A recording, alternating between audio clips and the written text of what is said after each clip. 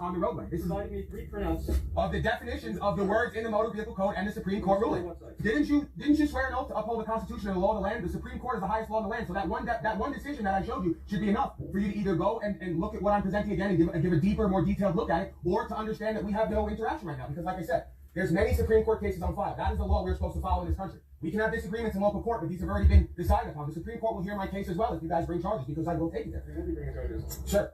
Again, the word violation in law means to cause loss, injury, or harm. It also means to sexually advance on someone when it's unwanted. I did not do any of those things.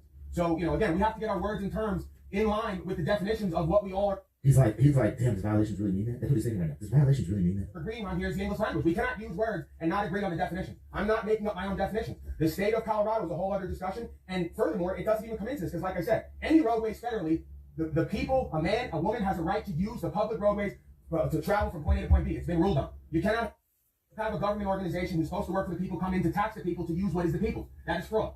You may disagree with me. I, however, have the truth, the definitions, the facts, and the case rulings on my side.